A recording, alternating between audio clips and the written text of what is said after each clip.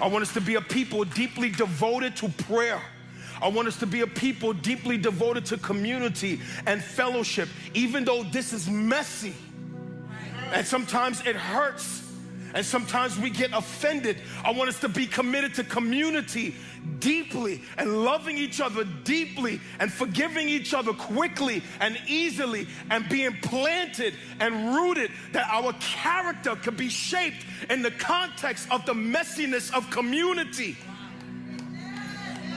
And we stop running from church to church every time somebody offends you, but we lean in deeply.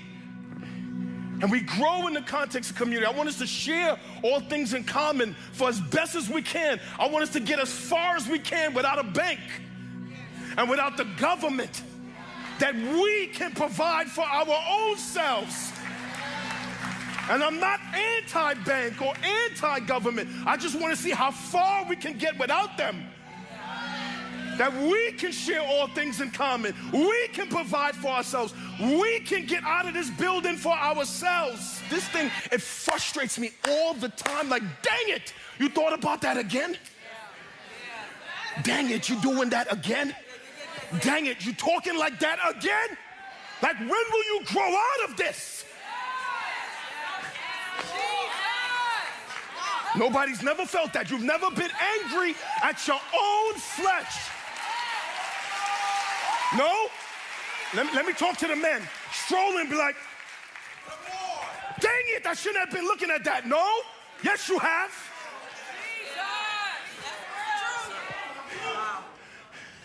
And then I thought to myself, man, there was a time when this was not a problem, where the first human beings was created perfect, and they had moral perfection, and they walked with God in perfect intimacy and had no issues with the flesh until they thought they were smarter than God and was deceived by the enemy and plunged the whole world into sin.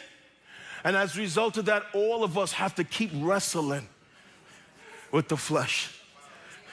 And while you sit there and you look at me with your crooked eyes, I just want to remind you that it is your flesh, the darkness of your own heart and your sinful nature. From that fountain flows all of the issues that you hate. Your guilt,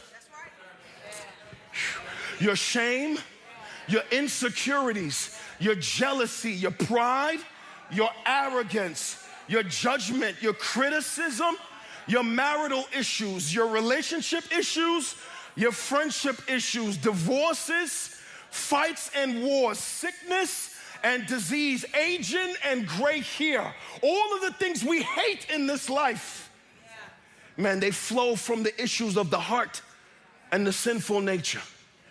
And while we who are followers of Christ, man, we have to live in such a way as to keep subjecting the flesh while we try our best to connect with the Lord in intimacy, because a lot of us don't realize that the best treatment for all the issues of your heart is the presence of God.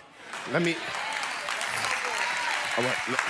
best treatment, thank God for counselors, thank God for your spa day, thank God for getting your mani and pedi, thank God for soul care. No, the best treatment for all of the issues of the human heart is God Himself.